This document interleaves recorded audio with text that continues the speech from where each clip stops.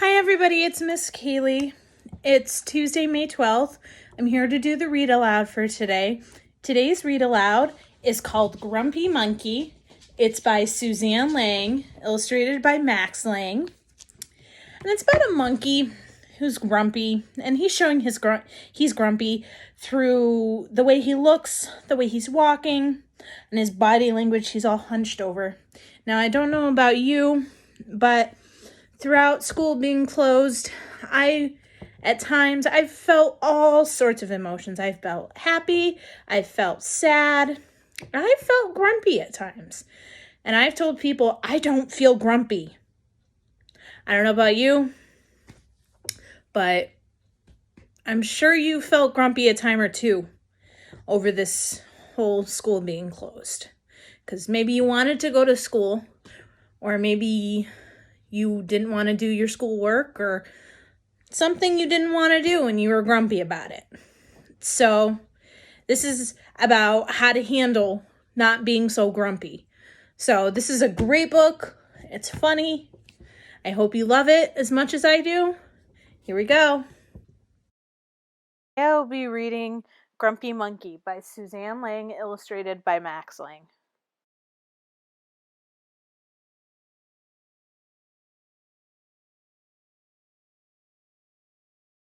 Grumpy Monkey by Suzanne Lang, illustrated by Max Lang. One wonderful day, Chimpanzee woke to discover that nothing was right.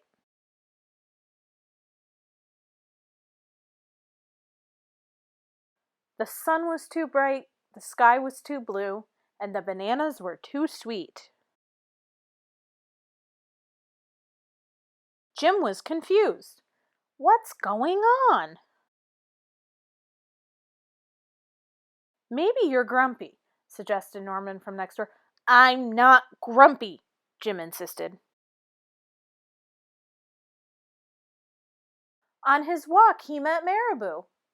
Jim's grumpy, Norman told Marabou. Why are you grumpy, Jim? Asked Marabou. It's such a wonderful day. Grumpy? Me? I'm not grumpy, said Jim.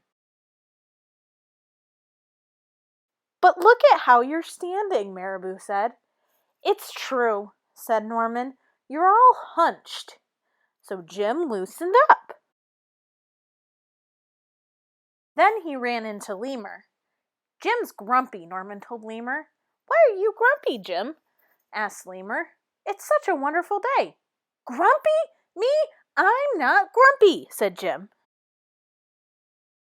Your eyebrows look grumpy, said Lemur. It's true, said Norman. They're all bunched up. So Jim raised his brow. Then he tripped over Snake. Oh no, said Norman. That's the last thing you need when you're feeling so grumpy. Grumpy? Me? I'm not grumpy, said Jim. Then why that frown, said Snake. I think it's because he tripped over you, Norman whispered to Snake. So Jim put on a smile. Finally, Jim looked happy. He didn't feel happy inside. Everyone wanted Jim to enjoy this wonderful day. You should sing with us, said the birds.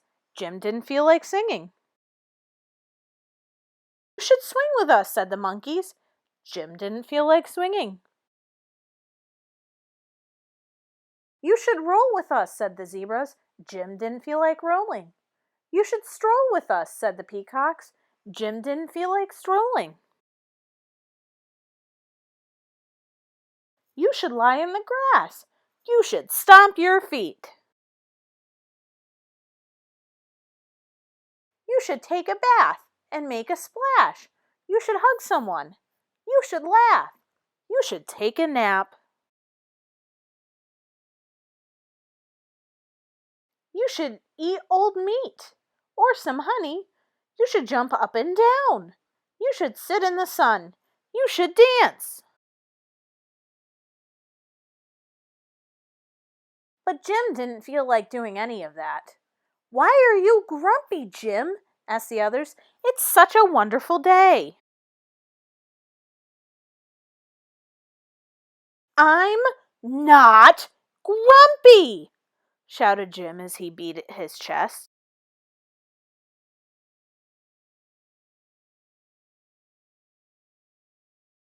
And he stormed off.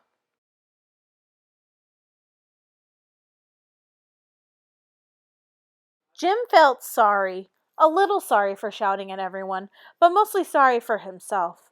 I guess I am grumpy, Jim sighed, but just as he was starting to feel really sad, he came upon Norman. Norman was slumped, his eyebrows were bunched up, and he was frowning. "What's the matter? Are you grumpy?" asked Jim. "No, I danced with porcupines," said Norman.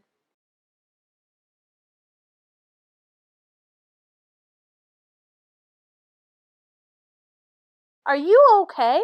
asked Jim. "It hurts, but I'll probably feel better soon enough," said Norman. "Are you still grumpy?" "Yes," said Jim, "but I'll probably feel better soon enough, too. For now, I need to be grumpy." "It's a wonderful day to be grumpy," said Norman. Jim agreed. He already felt a little bit better. Hope you enjoyed The Grumpy Monkey by Suzanne Lang, illustrated by Max Lang.